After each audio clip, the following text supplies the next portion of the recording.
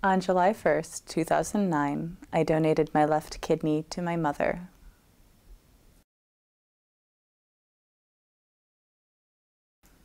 My mother first discovered that she had kidney damage when she was around 11 years old.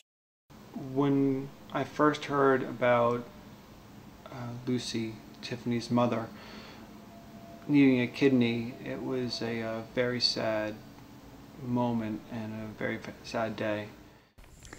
The costs of donation are generally, for the most part, your hospital costs are all covered by the recipient's insurance, but you do have to realize that you're going to be out of work for a certain amount of time. My brothers and I have two brothers, and all three of us were tested. I was the closest match, and at first we thought I was a perfect match. Until we went through the process and we found out that I wasn't as perfect as I thought I was. I was scared, first of all, that it was surgery, and having worked in a hospital, knowing that there is still a chance always with surgeries that something bad can happen. I was worried that it could affect Tiffany's career because of it being an invasive surgery, and the impact it would have not just on her life but mine as well.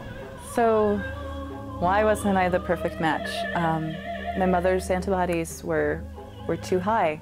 We had made it through the entire screening process. We had scheduled a time for the surgery, and the day before the surgery,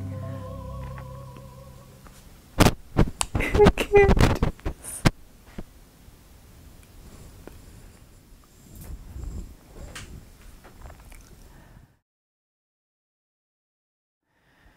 I woke up one day after a dream, I felt like I needed to contact the transplant team again and find out if there really were any other possibilities with me donating. And it turned out that there were. The possibilities were something kind of miraculous called pheresis, which is a fairly new technique.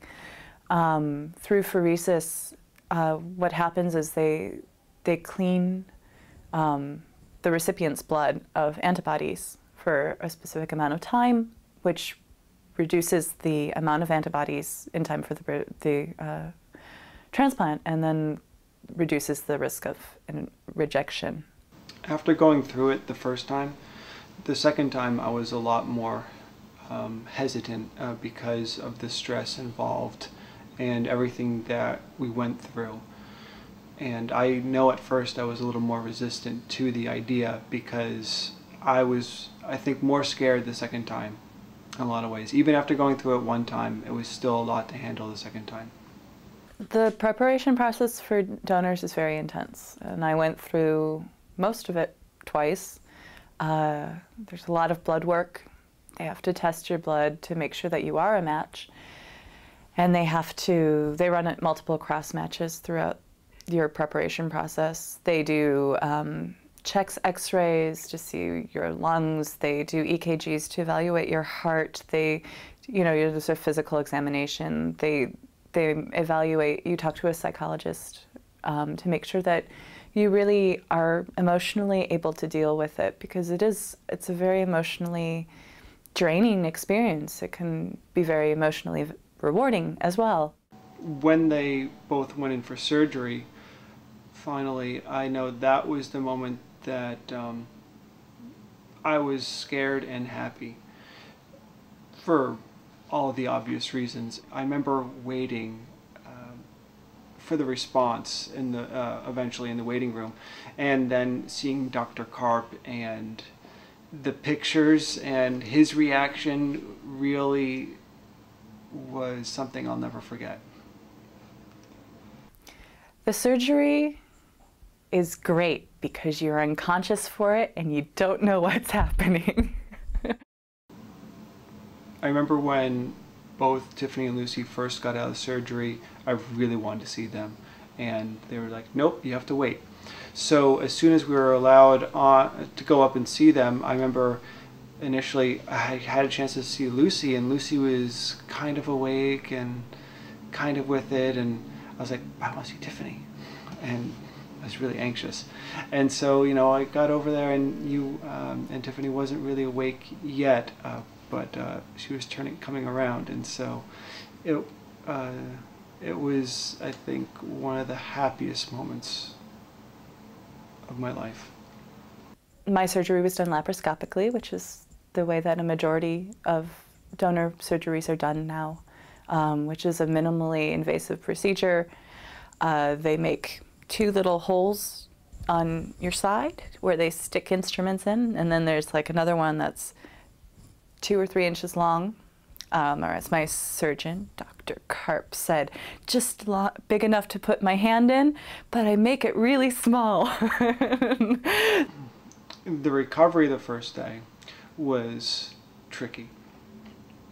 That was almost as painful as the surgery, waiting to know. Having Tiffany being out cold and wanting to do everything I could do, and there's not much you could do, was something that was really hard. I didn't feel anywhere, I mean, it really didn't hurt. The pain management for me was really well taken care of. And I was out of the hospital within 3 days. And I was home within a week. And I was able to do just about whatever I want, except lifting heavy objects really quickly after that. So it was I wasn't expecting it to be such a quick recovery, but for me it really was. Mom after the surgery. That was funny. She was Speedy Gonzalez, and she didn't even think she was. She said, "Oh, I'm fine, no problems at all." And then she was like zooming up and down the hallway. It was crazy. She's like, "No, what's the matter? What's the matter?" We're like, "You're running." We hadn't seen her with that kind of energy. Well, I had never seen her with that kind of energy, actually. One thing that was really, really helpful to me was the National Living Donors Assistance Center has a grant that will help people like me who didn't have the resources, the financial resources to go back and forth for hospital visits, for to be up by the hospital just for the week after surgery so that I could make it to my follow-up appointment. They were able to help me with that financially, and it was something I wouldn't have been able to do it without. Looking back on it, I think my love for Tiffany has grown that much more because of it. Knowing what she's done and what she's willing to do.